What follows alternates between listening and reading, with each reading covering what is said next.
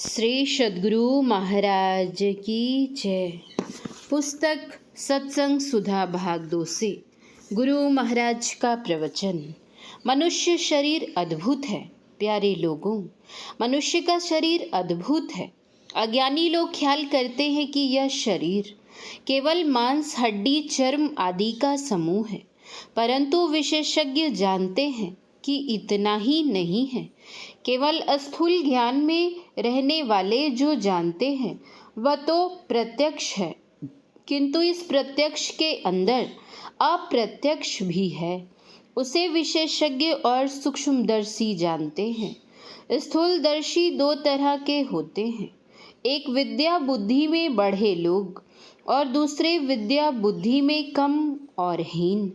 अच्छे डॉक्टर शरीर के भीतर को जानते हैं, किंतु उसके स्थूल अंशों को ही। इसके अतिरिक्त जो अधिक जानने वाले हैं वे जानते हैं कि शरीर के अंदर स्थूल भाग के अतिरिक्त सूक्ष्म भाग भी है, जो डॉक्टरी यंत्र से नहीं जाना जाता। कोई केवल पढ़ सुनकर समझकर जानते हैं, दूसरे सुन समझ और प्रत्यक्ष पाकर जानते हैं। उन लोगों के ज्ञानानुसार यह शरीर विचित्र है। विश्व ब्रह्मांड में जो सब तत्व हैं, शरीर में भी वे सब ही हैं। यदि अपने अंदर सूक्ष्म तल पर कोई जाए तो उसको सूक्ष्म तल पर का सब कुछ वैसा ही मालूम होगा, जैसा स्थूल तल पर रहने से उस तल का सब कुछ मालूम होता है।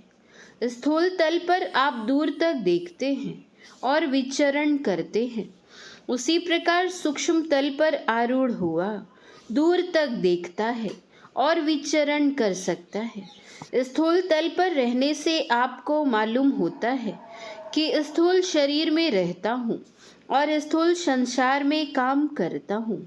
उसी प्रकार आप अपने सूक्ष्म तल पर रहें तो मालूम करेंगे कि सूक्ष्म शरीर में हूँ और सूक्ष्म संसार में विचरण करता हूँ, काम करता और देखता हूँ। ब्रह्मांड लक्षणम सर्व देह मध्ये व्यवस्थितम ज्ञान संकलिनी तंत्र सकल दृश्य निज उदर मेली सोवई निद्रा तजी योगी। गोस्वामी तुलसीदास जी।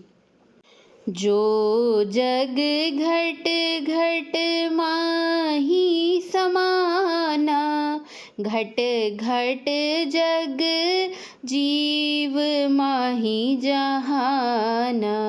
पिंड माही ब्रह्मांड ताही, पार पद तेहि लखा।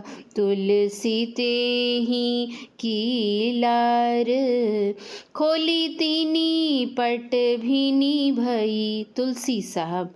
सागर मही बूंद, बूंद मही सागर। कवण बुझे विधि जाने, उतबुझ चलत आपी करी चीने। आपे ततु पछाणे। गुरु नानक साहब।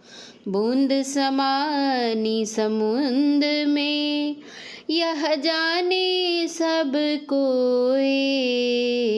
समुंद समाना बूंद में, बूझे बिरला कोई। कबीर साहब।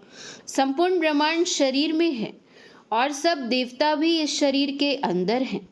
आँख में चंद्र सूर्य का, कान में दशों दिशाओं का, नाक में अश्विनी कुमार का, मुंह में अग्नि देव का, जिह्वा में वरुण का, हाथ में इंद्र का और पैर में उपेंद्र।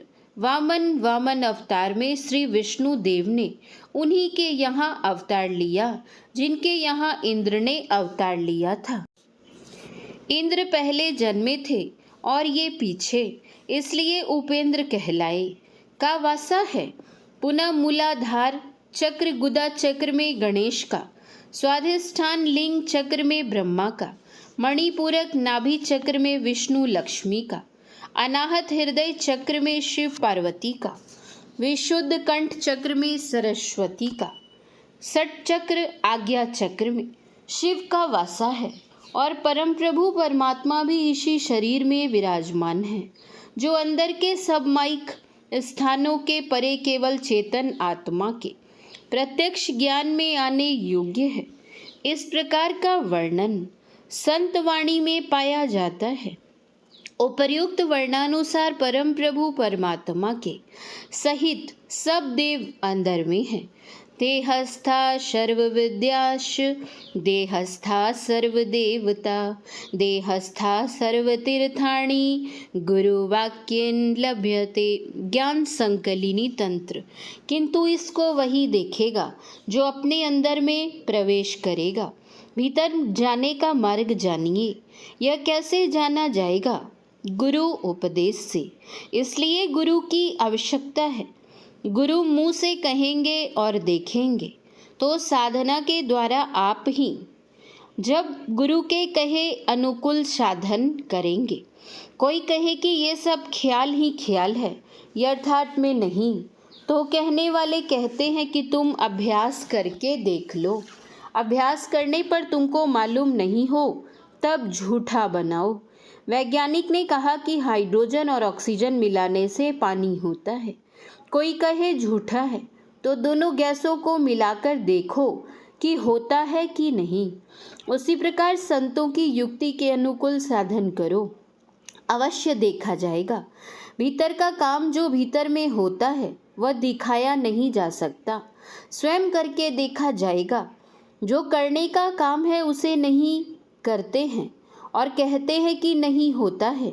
इस तरह कहना अयोग्य है। संत वाणी में जैसी युक्ति बताई गई है उस युक्ति से करके देखिए। तब यदि देखने में नहीं आवे तब झूठा कहिए। श्री सद्गुरु महाराज की जय। पुस्तक सिखों के 10 गुरु और उनका इतिहास। गुरु नानक देव जी। जब पकवानों में से लहू और सूखी रोटी में से दूध निकला। गुरु नानक देव लाहौर से एमनाबाद पहुँचे। वहाँ वे एक विनम्र बढ़ई भाई लालो के अतिथि बने।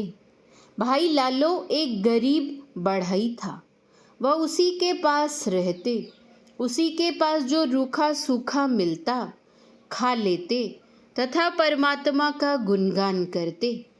एमनाबाद में ही मलिक भागो नाम का एक धनवान जागीरदार रहता था, जो गरीबों को सता कर उनका खून चूस कर धन एकत्रित करता था।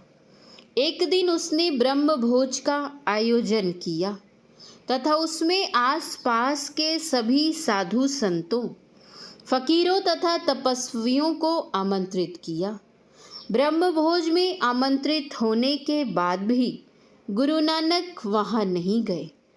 मलिक भागो को जब इस बात का पता चला तो उसे बहुत बुरा लगा।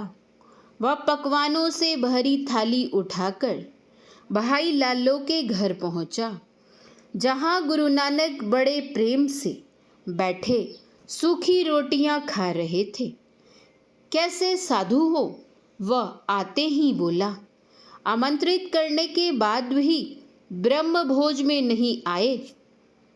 वहाँ के पकवानों को छोड़कर इस नीच बढ़ई की सूखी रोटियां खा रहे हो। छोड़ो इन सूखी रोटियों को और ये पकवान खाओ। गुरु नानक ने कोई जवाब देने की बजाय एक हाथ में मलिक भागो द्वारा लाया एक पकवान उठा लिया तथा दूसरे हाथ में भाई लालो की सूखी रोटी। उसके बाद उन्होंने दोनों चीज़ों को कसकर निचोड़ना शुरू कर दिया। ना जाने कितने ही लोगों ने देखा। मलिक भागो के पकवान में से लहू तथा भाई लालो की सूखी रोटी में से दूध निकला। मलिक भागो यह दृश्य देखकर सन्न रह गया। उसने हैरत भरी निगाहों से गुरु नानक की ओर देखा। गुरु नानक बोले, मलिक भागो, तूने जिस ब्रह्म भोज का आयोजन किया है वह गरीबों का खून चूस कर एकत्रित किए गए धन से किया है। मैं गरीबों का खून नहीं पी सकता था, इसलिए तेरे घर नहीं आया।